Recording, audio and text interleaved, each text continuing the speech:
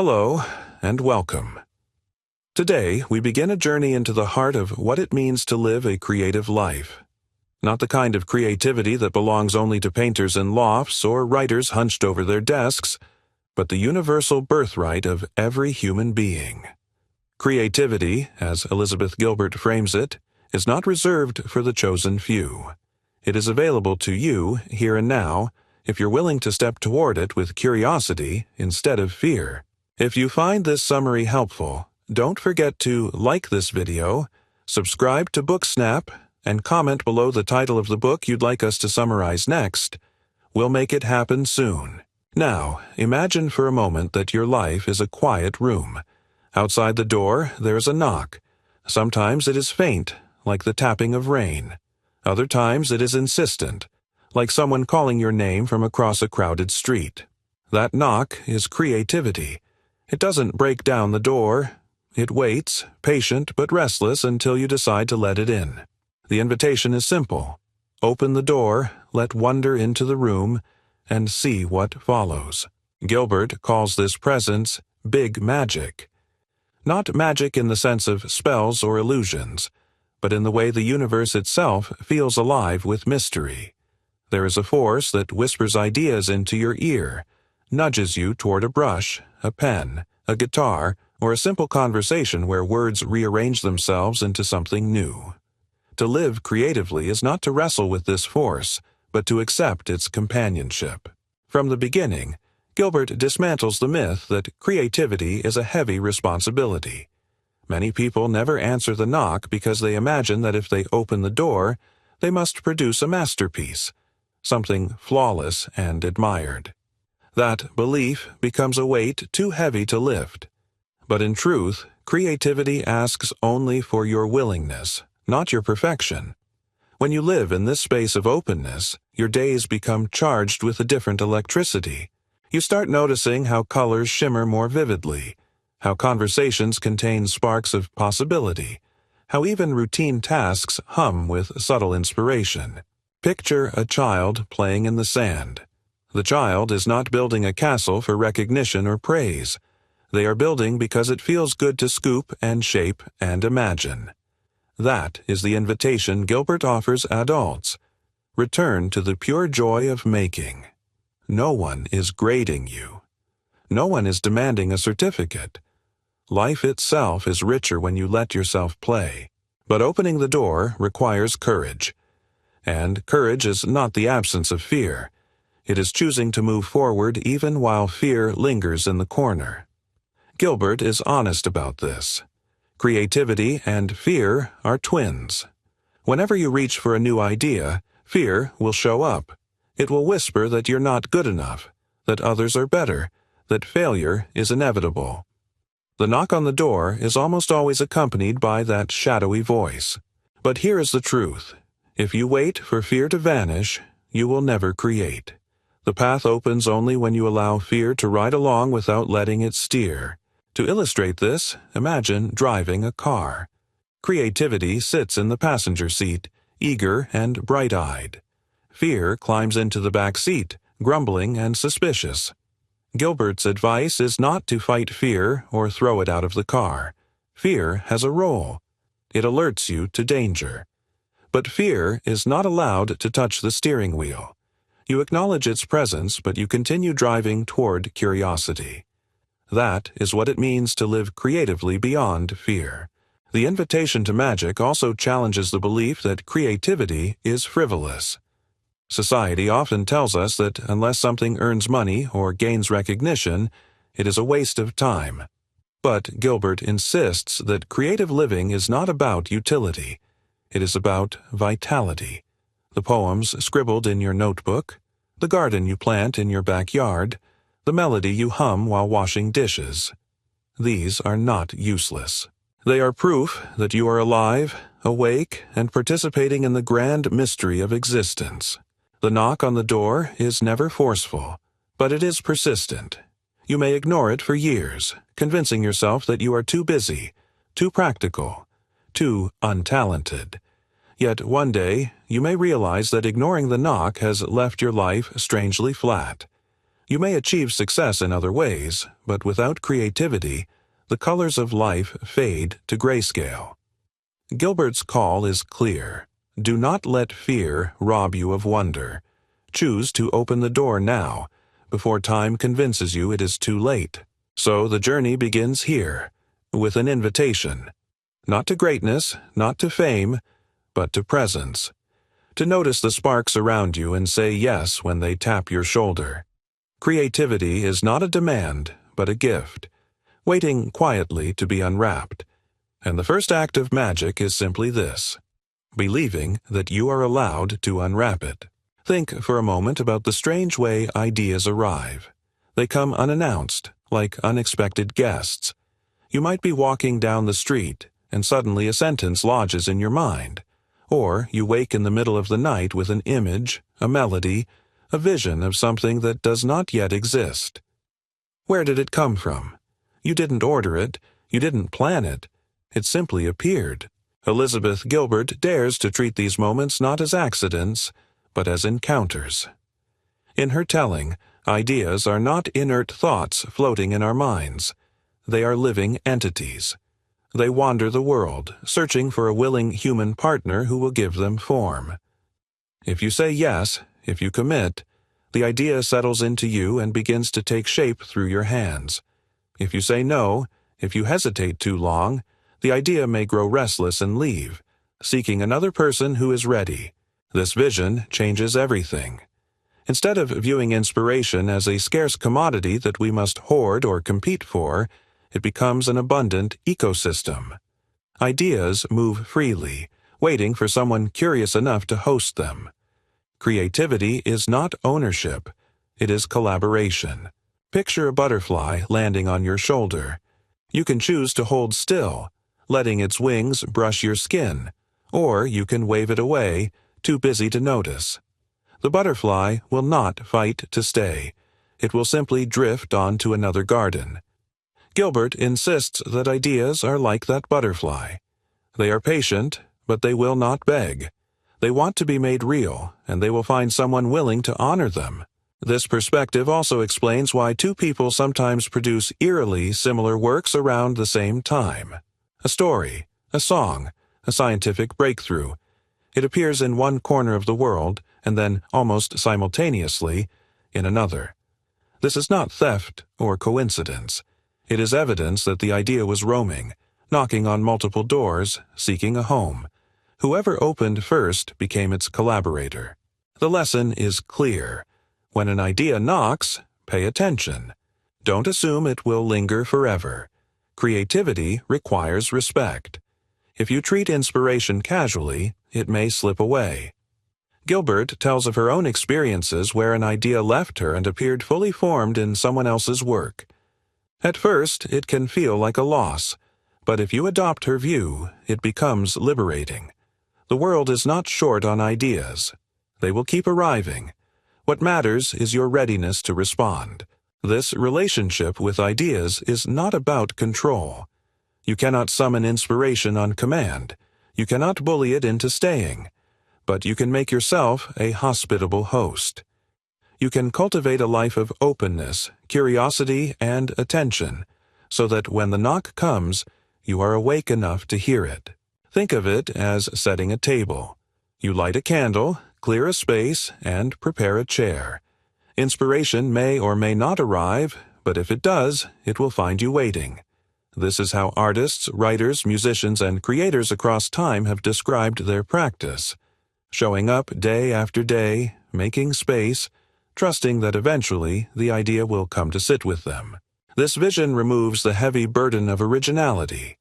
You do not have to invent the universe from nothing. You only have to listen, to notice, to welcome what passes through. The ego loves to claim credit, but Gilbert's framing humbles us. We are co-creators with something larger, something mysterious. Our job is simply to say yes. So, what happens if you miss an idea? What if fear, distraction, or doubt keeps you from responding? According to Gilbert, you need not despair. Another idea will come. The flow is constant. Creativity is generous. The only true loss is refusing to ever answer the knock. In this way, Gilbert transforms inspiration from an intimidating mystery into a playful partner. You don't have to chase it. You don't have to dominate it. You only have to recognize it, honor it, and give it your time. Ideas want to be made real, and they are knocking at your door more often than you realize. And so the invitation deepens. Creativity is not just inside you. It is around you, alive, waiting. The world is brimming with possibilities seeking form.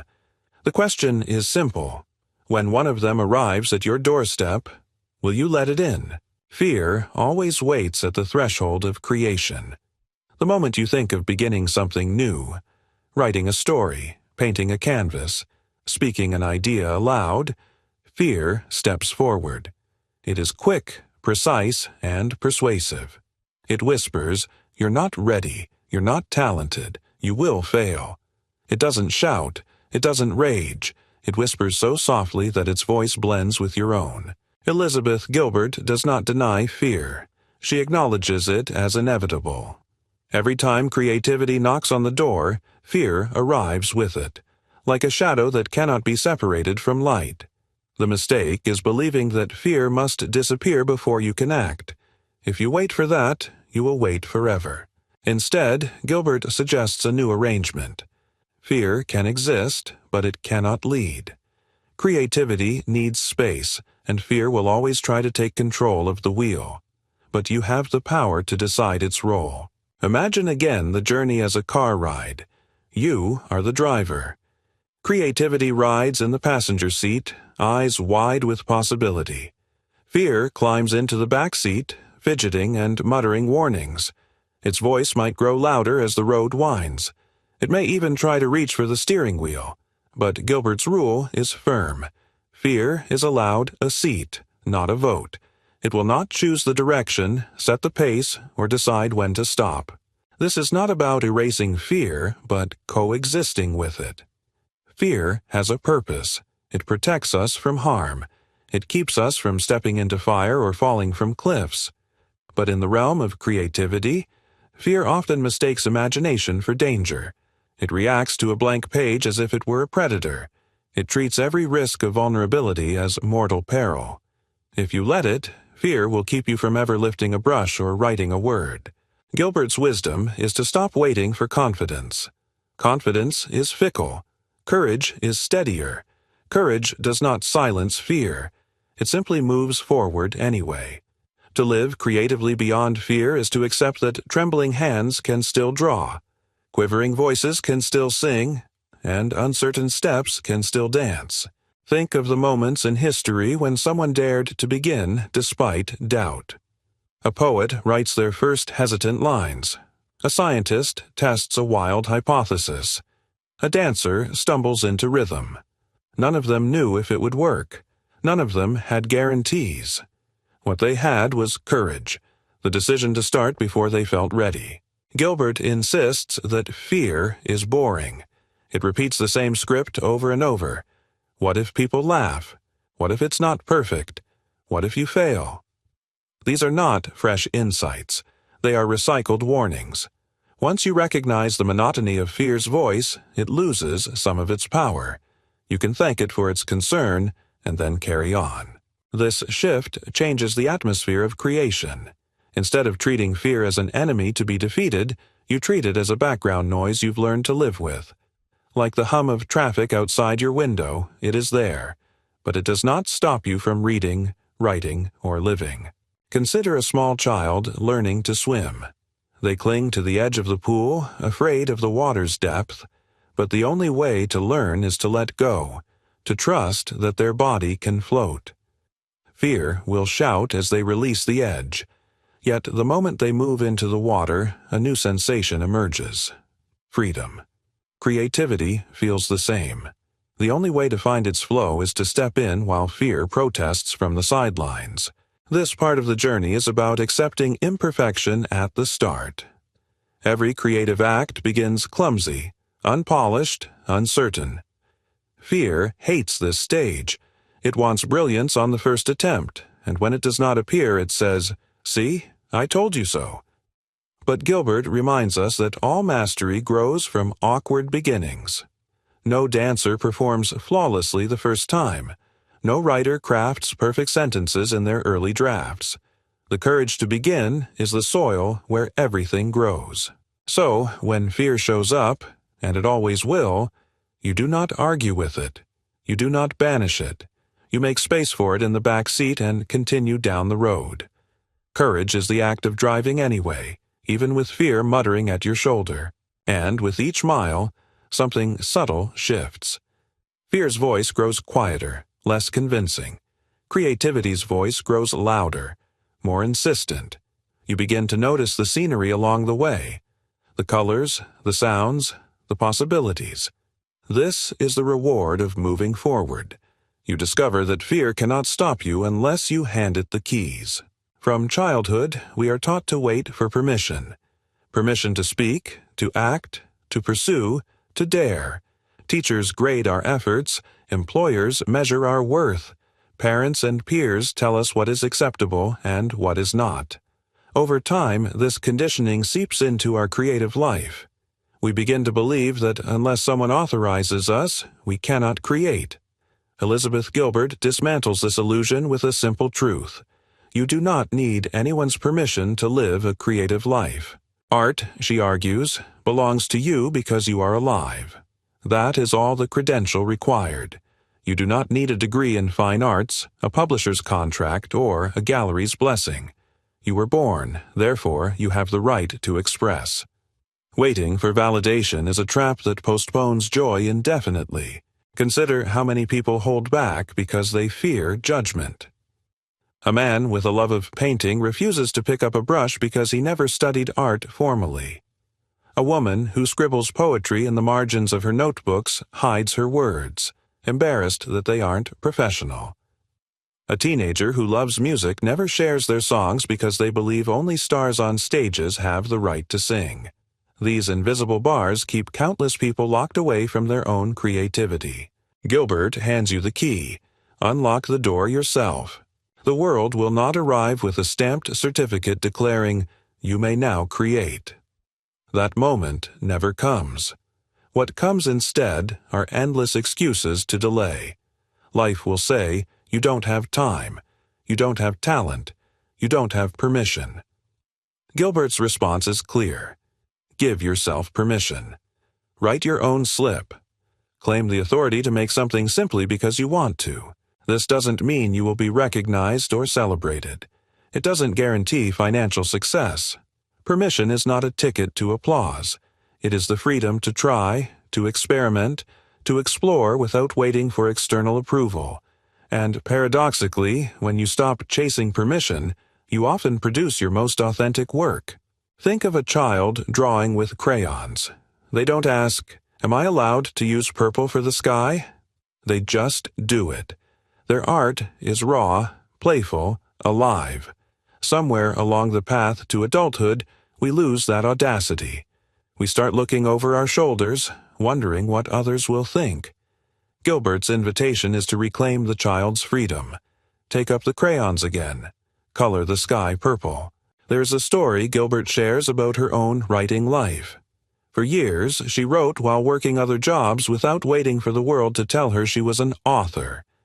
She wrote because writing was her way of staying alive to herself. If she had waited for external validation, her books would never exist. Creativity, she insists, flourishes when you stop asking for permission and simply begin. This principle applies beyond art. Permissionless living means giving yourself the authority to explore curiosity in any domain. If you want to learn Italian, you don't need a university syllabus to justify it. If you want to plant a garden, you don't need an agricultural license. If you want to dance in your living room, you don't need an audience. Creativity thrives in everyday life when you stop censoring yourself. Of course, the world may not always approve. You may share your work and meet silence or criticism. But if your permission comes from within, external reactions lose their power to control you.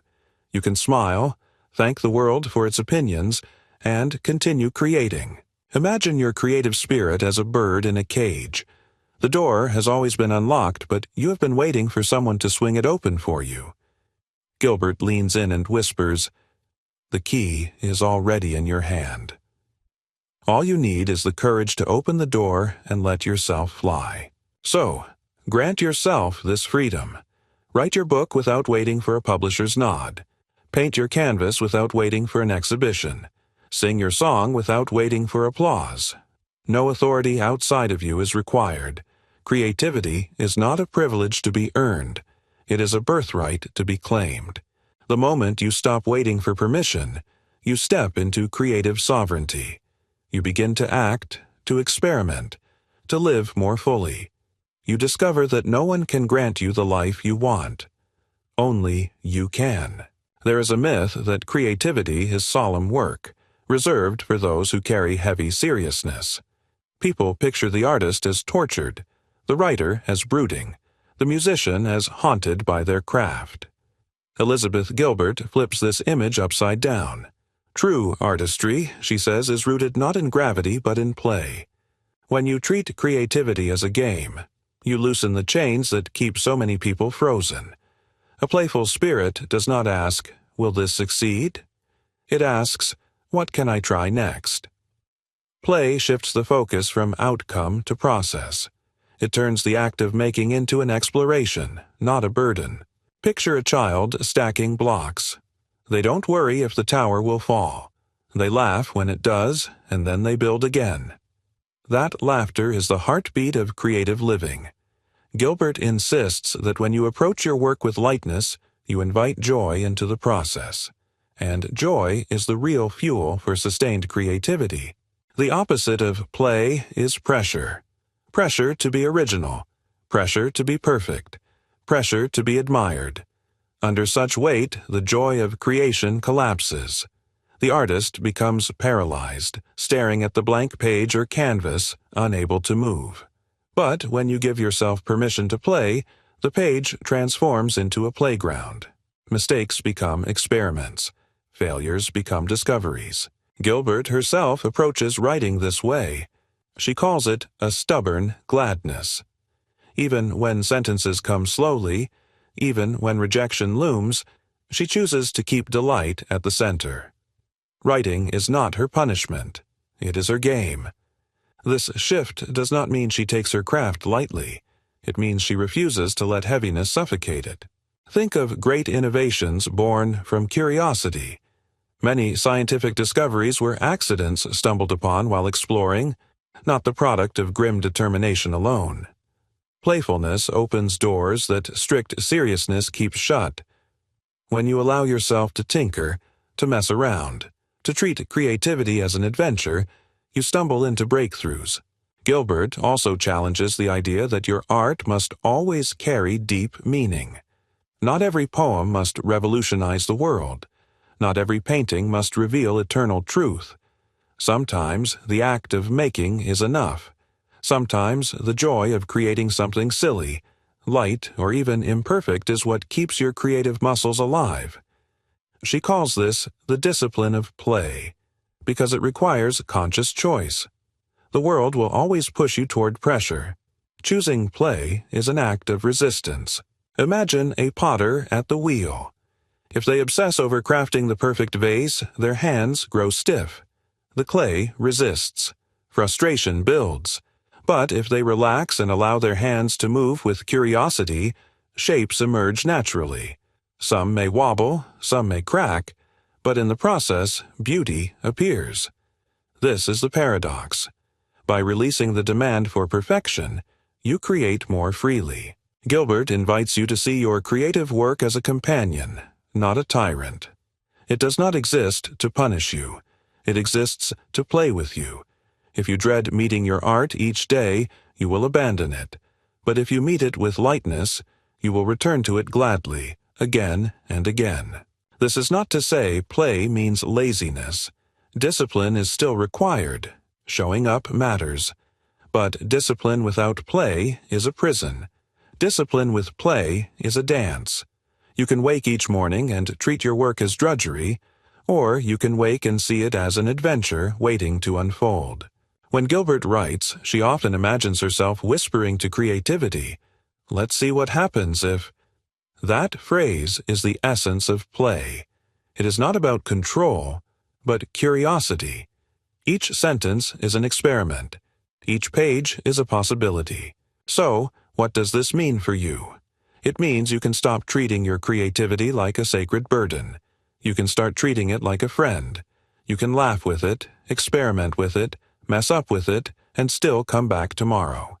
The more lightly you hold it, the more it will flow. Living creatively is not about carrying a solemn weight. It is about choosing joy. It is about refusing to let the world's heaviness crush your spark. It is about remembering what children know instinctively.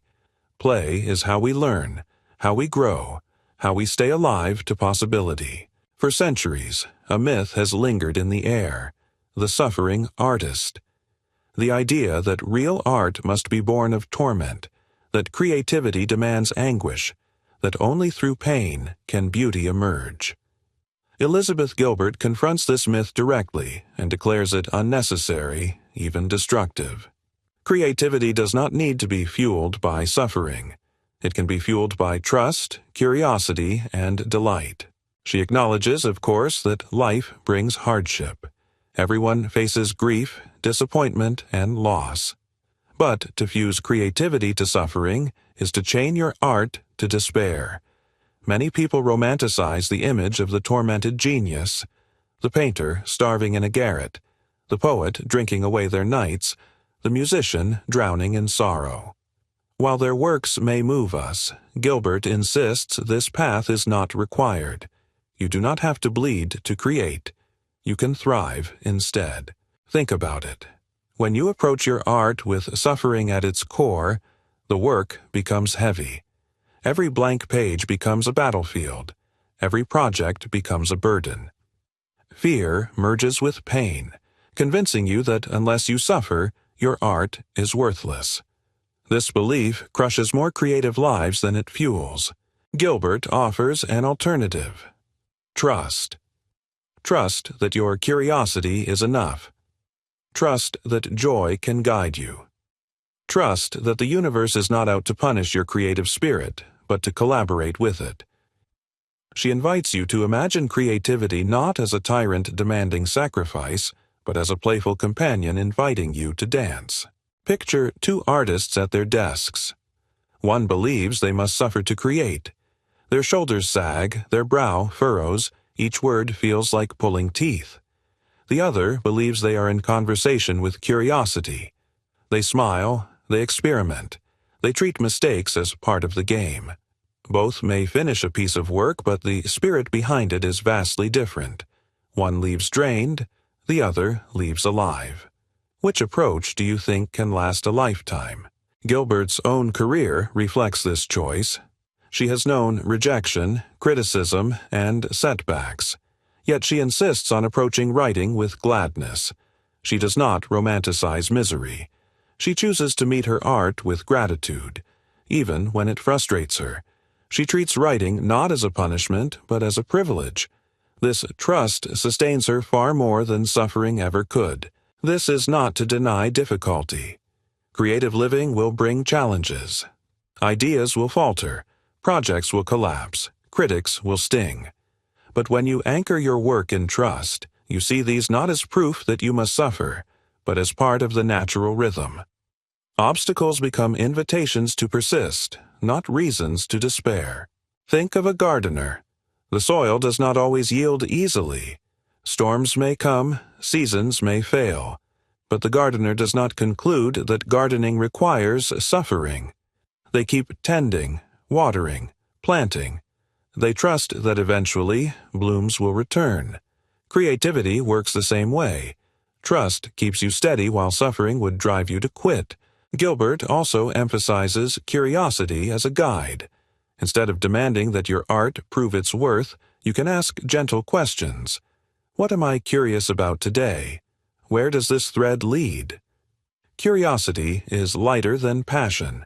Passion can burn out or turn into pressure. Curiosity is steady, quiet, always available.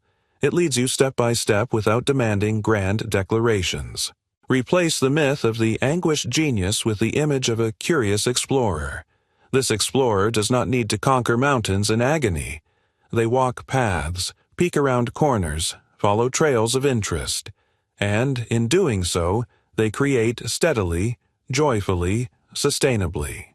The lesson is liberating. You are not required to suffer for your creativity. You are allowed to trust it. You are allowed to delight in it. You are allowed to live lightly with it. Pain will visit your life whether or not you create. Why make it the foundation of your art? So let go of the myth. Release the weight of anguish as your creative engine. Choose trust instead. Trust that joy and curiosity can sustain you longer than suffering ever could. Trust that you are allowed to create without torment. And trust that creativity itself is big enough, generous enough to meet you there. Enough to meet you there. Enough to meet you there. Enough to meet you there. When inspiration arrives, you have a choice. Cling to it as if it were yours alone, or approach it as a collaborator that walks beside you for a time.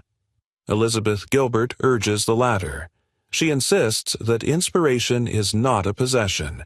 It is not something you own. It is something you meet, dance with, and release when the music ends. This view softens the tension that so often weighs down creators.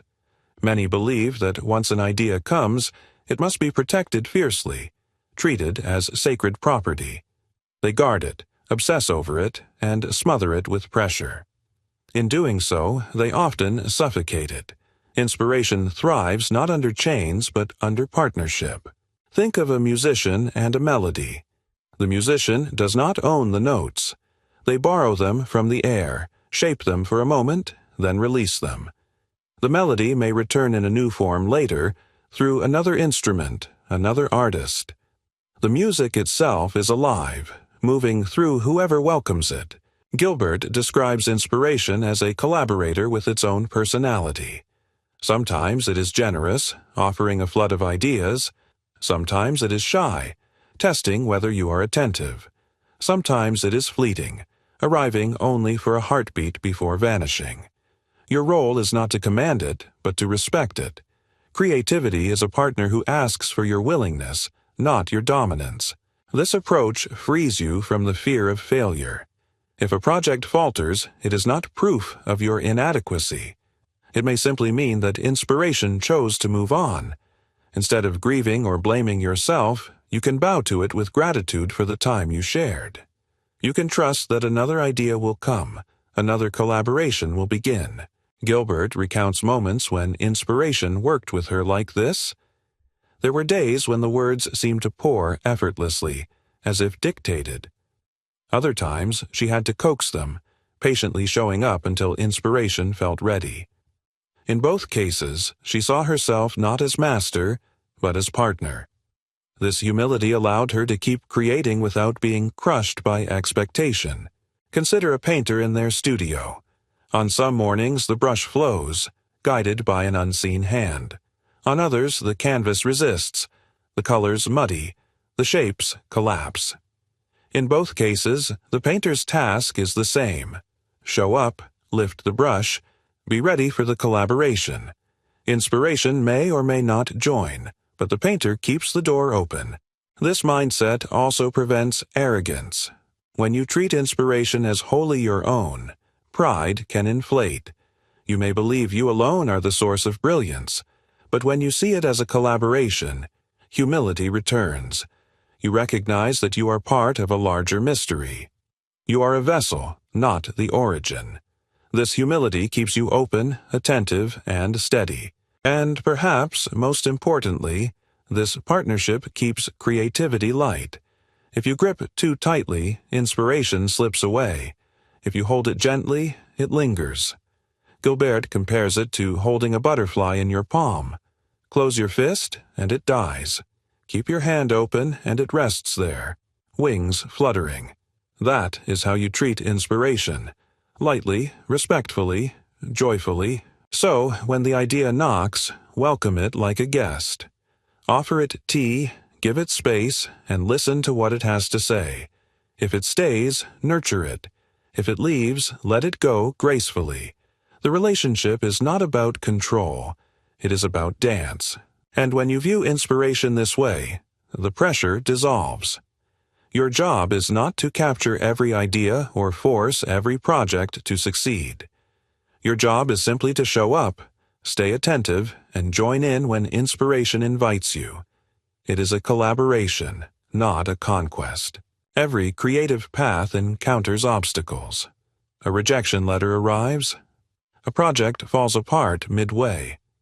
Doubt creeps in, whispering that you should quit before embarrassing yourself further. These moments are inevitable. But Elizabeth Gilbert offers a surprising antidote: lightness. Instead of meeting obstacles with despair, she urges you to meet them with humor, persistence, and a refusal to take them too seriously. Failure, after all, is not fatal. It is part of the landscape. Every artist, every thinker, every maker has stumbled. The difference between those who stop and those who continue is not talent alone, but their ability to laugh, to shrug, and to keep going. Picture a comedian telling a joke that falls flat. The room is silent. For a moment, the weight of embarrassment is crushing, but the great comedians don't crumble. They smile, roll their eyes, and move on to the next line. That resilience is what Gilbert wants you to bring to your creative life. Your failed poem, your awkward painting, your clumsy attempt at a song. None of these are disasters. They are simply part of the act. Gilbert herself faced years of rejection before her success. Magazines dismissed her submissions, publishers turned down her manuscripts. She could have interpreted these as signs to quit. Instead, she chose persistence. She taped her rejection letters to the wall like badges of honor, proof that she was trying. By treating failure with humor and grit, she kept going until her work found its audience. This approach requires humility. If you demand perfection, every obstacle feels catastrophic. But if you accept imperfection as part of the process, setbacks become less threatening. You stop asking, "Am I good enough?" and start asking, "What can I try next?" The shift in question is what keeps the creative spirit alive. Gilbert suggests that we take ourselves less seriously. Creativity is important, yes, but it is not surgery on the human heart. No one will die if your story doesn't work. No empire will collapse if your painting isn't admired.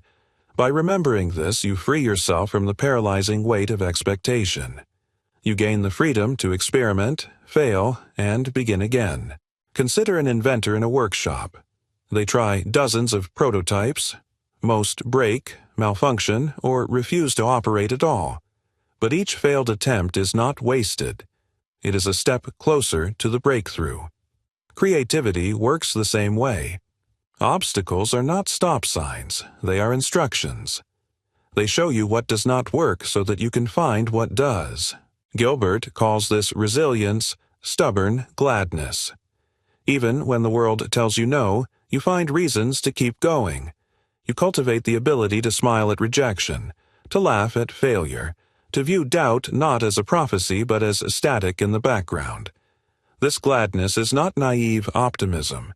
It is a deliberate choice to keep creating despite difficulty. Think of an actor auditioning for dozens of roles, hearing no again and again, yet continuing to show up. Think of a musician busking on a street corner, ignored by most passers-by, yet still singing with joy. These are not failures. They are victories of spirit, acts of defiance against discouragement. Lightness also means refusing to let your identity hinge on outcomes. If you tie your worth to whether a piece succeeds, every obstacle threatens your sense of self. But if you see yourself simply as someone who creates, regardless of result, then obstacles lose their sting. You are still whole, still valid, still creative, even when a project falters. So when rejection knocks, answer with persistence. When doubt whispers, laugh and continue. When failure strikes, bow to it as a teacher. Creativity is not a smooth road. It is a winding path with stones and thorns. But when you walk it with humor and lightness, even the rough patches carry their own strange beauty.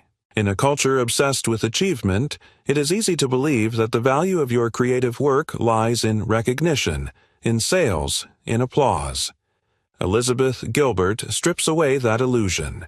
External success, she reminds us, is unpredictable and often out of your control. The world may love your work or ignore it completely. You cannot decide that. What you can decide is to honor the work itself as its own reward. When you sit down to create, you are already successful. The act of making is the treasure. Whether anyone else sees it or praises it is secondary. This mindset frees you from the exhausting chase for validation. You are no longer dependent on the fickle winds of public opinion. You root your joy in the process, not the outcome. Picture a runner on a quiet path. No audience cheers. No medals wait at the finish line. The runner runs for the rhythm of their breath, the thud of their feet against the ground, the exhilaration of movement. That is enough. Creativity, Gilbert says, can be like that run, nourishing because of the doing, not because of who watches. This does not mean you shouldn't share your work. Sharing is part of the creative exchange, but if your joy depends only on applause, you hand over your spirit to forces beyond your control. Applause fades. Reviews vary. Markets shift. If you tether your worth to these, you will swing wildly with every gust. Instead, Gilbert advises tethering yourself to the steady center, the love of the work itself. She shares stories of her own writing life. Before Eat, Pray, Love made her a household name, she wrote for years with little recognition. She waited tables, worked in diners, did what she needed to survive, and still wrote every day. Why? Because the act of writing itself was what kept her alive, not the promise of fame. The process gave her meaning long before the world noticed. This approach also shields you from despair when success does not arrive. If your worth rests on external outcomes, rejection crushes you. But if your worth rests on the joy of creating, rejection becomes simply one more note in the symphony. You can keep playing because the music itself sustains you.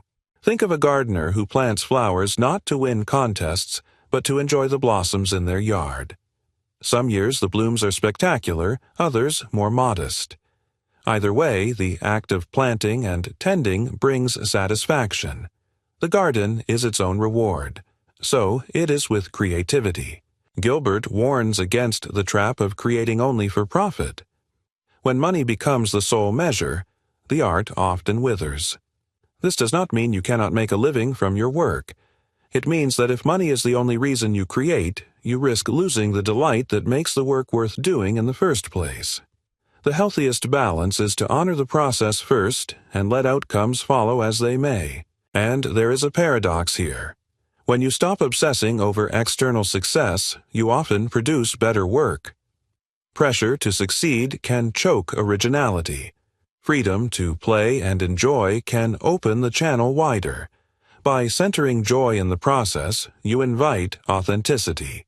And authenticity is what resonates most deeply with others. So let the work itself be enough. Write because writing makes you feel alive. Paint because colors call to you. Sing because the melody lifts your spirit. Whether or not the world applauds, you have already won the only prize that matters, the experience of making something that did not exist before you touched it. External success may or may not arrive. You cannot predict it, but the reward of creation is always available, always within reach. The treasure is not out there in distant approval. The treasure is here, in the act of creating itself. Not everything can be explained. Not every spark of creativity can be traced back to logic or dissected into neat pieces. Elizabeth Gilbert invites us to honor this truth. Creativity carries mystery. To live fully with it, you must embrace what cannot be understood. In a world that prizes analysis, this can feel unsettling. We want reasons, proof, cause, and effect. If an idea arrives, we ask, why me? Where did it come from? What does it mean? But inspiration often resists such questions. It appears suddenly, vanishes unexpectedly, and refuses to be pinned down. Gilbert argues that this is part of its magic. To demand total clarity is to suffocate the wonder. Think of fireflies at dusk. They flicker briefly, glow for a heartbeat, then disappear into the dark. You cannot predict where they will appear, nor can you hold their light in your hand without extinguishing it. Creativity works the same way. Its mystery is not a flaw to solve, but a beauty to protect. This perspective frees you from control. Many people exhaust themselves trying to master creativity, to force it into formulas. But Gilbert suggests a softer approach. Marvel at it, welcome it, and let it surprise you. You don't need to know how it works to benefit from it. You don't need to cage the bird to enjoy its song. She recalls moments in her own career when entire paragraphs or characters seemed to arrive fully formed, as if whispered by some unseen source. She did not stop to demand explanations. She simply wrote, grateful for the gift. The mystery of where it came from mattered less than the joy of receiving it. Embracing mystery also relieves the pressure of knowing all the answers. You don't need to explain your art to everyone. You don't need to justify every choice. Sometimes the work comes through you without a clear reason. Sometimes the meaning is revealed only years later, or not at all. That is not failure. That is the nature of mystery. Consider a song that moves you deeply. You may not know why it stirs your heart. The lyrics may not align with your life, yet it touches something hidden. This is the mysterious power of art. It bypasses reason and speaks directly to the soul. To demand a full explanation would diminish its effect. Gilbert encourages you to see creativity as a relationship with mystery itself. Each time you engage, you bow to the unknown. You accept that you are part of something larger, something beyond your comprehension. This humility keeps your spirit open and alive. It also guards against arrogance. If you believe you fully control creativity, pride can swell. You may think you are the sole source of brilliance, but when you accept mystery, you remain grounded. You recognize that you are a participant, not the master, in the larger dance of creation. Mystery is not meant to frustrate you. It is meant to remind you that life itself is larger than your plans. Creativity is one of the ways the universe keeps whispering, "There is more here than you can see." To live creatively is to listen for those whispers, to trust them even when you cannot explain them. So allow mystery to remain. Do not demand certainty from it. Do not squeeze it into rigid boxes. Let it breathe. Let it surprise you. Let it remain wild. That is part of the wonder of living with big magic. The journey circles back to where it began. An invitation to live a life infused with creativity.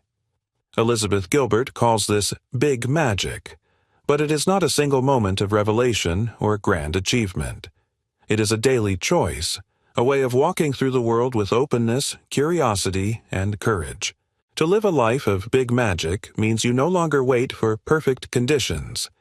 You do not postpone your creativity until you have more time, more money, more approval. You start now with what you have, where you are. Every day becomes an opportunity to engage with ideas, to play with inspiration, to make something small or large simply because it delights you. It also means you no longer let fear dictate your choices. Fear is still present, whispering its dull script, but you no longer hand it the keys. You keep moving, creating, trying, laughing at failure, trusting that the act of making is enough. This is not recklessness, it is courage woven into daily practice. Imagine living as if the world were full of hidden doors, each one leading to a possibility. Some doors open to new skills, others to unexpected collaborations, others to projects that may or may not succeed. Living with big magic is about knocking on those doors, stepping through them, and seeing what unfolds. Not every door leads to glory, but each one leads to a richer, fuller life. Gilbert insists that creative living is not a luxury. It is a necessity for the soul. Without it, life feels flat, muted, drained of wonder. With it, even ordinary days sparkle. You begin to notice beauty in small details, possibility in casual conversations, stories in the simplest moments. Creativity colors everything with vibrancy. She also reminds us that this life does not belong only to artists. Creativity can infuse any profession, any role, any daily task. A parent who invents new bedtime stories, a teacher who experiments with lessons, a cook who plays with spices. All of these are acts of big magic. It is less about what you create and more about how you approach life. With curiosity instead of fear, with play instead of pressure, with trust instead of suffering. The call is not to wait for inspiration, but to live in partnership with it. To set the table each day, ready for whatever knocks. To welcome ideas when they arrive, collaborate with them, and release them when they leave. To honor the mystery without needing to solve it. To create not for fame or fortune, but for the joy of the work itself. And in this way, creativity stops being a distant dream. It becomes a companion. It walks with you through every stage of life, reminding you that you are alive, capable of wonder, capable of making something new. So as this journey closes, the invitation remains open. Big magic is not rare. It is waiting in your daily life, in the small nudges you ignore, in the sparks you brush aside. All that is required is the courage to say yes, the trust to follow, and the willingness to play. Living creatively beyond fear is not about being extraordinary. It is about being fully alive, and that, Gilbert insists, is the greatest magic of all. Greatest magic of all. Greatest magic of all.